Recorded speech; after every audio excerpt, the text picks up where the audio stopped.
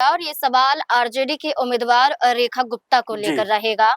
उनका ये कहना है, एक बयान वो नीरज कुमार सिन्हा को लेकर देती हैं, बीजेपी उम्मीदवार को लेकर कहती हैं कि खड़ाऊ उठाने वाले को बीजेपी ने उम्मीदवार बना दिया। यानी कि पहले नितिन नवीन और उसके बाद अब यहाँ पर नीरज कुमार सिन्हा आ जाते हैं। इस बीच में जो आपने बात कही थी कि किसी को भी उतार दें, अगर इसे साफ शब्दों में कहा जाए तो रेखा गुप्ता ये कहती हैं कि बीजेपी द्वारा कहा जाता है कि बिल्ली, कुत्तों या किसी को भी टिकट दे दिया जाए तो वो भी जीत जाता है। तो फिर बीजेपी में इतना डर कैसे नजर आया कि उन्होंने अभिषेक बंटी का नाम हटा दिया, जबकि उनके पिता का मामला था, उनके बेटे का मामला नहीं था, और खुद वो सफाई पेश कर रहे हैं, फिर भी उसके बाद ऐसा होता है। लेकिन इसमें सवाल रेखा गुप्ता को लेकर ये खड़ा हो जाता है कि ये देखा गया कि लालू प्रसाद यादव, राबड़ी देवी, मीसा भारती या आरजेडी के कोई भी एक ऐसा चेहरा उनके नामांकन के दौरान दिखाई नहीं दिया, जिसके बाद सवाल खड़े हो रहे हैं कि आप अपनी उम्मीदवारी कैसे बचा पाएंगे। देखिए, पहली बात तो ये है कि क्या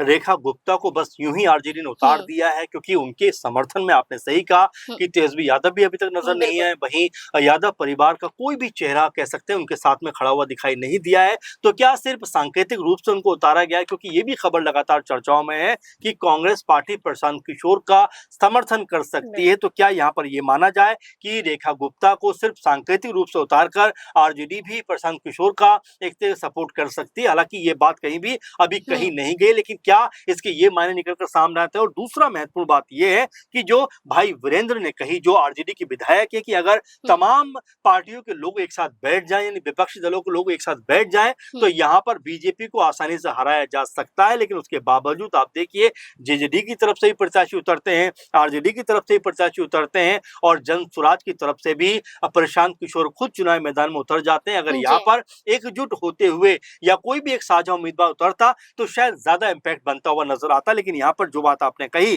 कि रेखा गुप्ता को लेकर क्या कोई माहौल आरजेडी में है, देखिए, पार्टी के लोग इस बात को लेकर खफा थे कि आखिर रेखा गुप्ता को चुनाव में क्यों उतारा गया, जबकि उनको लेकर पार्टी के अंदर ही एकजुटता नहीं है, कोई बहुत बड़ा चेहरा वो नहीं है। इसी बात को लेकर आपस में खटास देखने को मिली है, नाराजगी देखने को मिली है, और क्या इसी वजह से यादव परिवार का कोई भी शख्स जो है उनके नामांकन में दिखाई नहीं पड़ा? जैसा मैंने शुरू में कहा कि क्या ये सांकेतिक रूप से तो नहीं है कि आरजेडी ने बस रेखा गुप्ता को उतार दिया है और अभी तक उनके लिए कोई बड़ी बयानबाजी या उनके पक्ष में कोई बड़ी रैली होती हुई दिखाई नहीं पड़ रही। अब ऐसे में बड़ा सवाल ये बन जाता है कि बांकीपुर सीट, क्या उसके ऊपर आरजेडी अपना इम्पैक्ट छोड़ने में कामयाब रह पाएगी, या यहाँ पर मुकाबला जो है वो प्रशांत किशोर और बीजेपी प्रत्याशी नीरज सिन्हा के बीच ही रहने वाला है? इस बात को लेकर आने वाले दिनों में जरूर कह सकते हैं कि तमाम तरह की बयानबाजी होगी। लेकिन फिलहाल तो ऐसा लगता है कि जो मुख्य मुकाबला है वो बीजेपी प्रत्याशी नीरज सिन्हा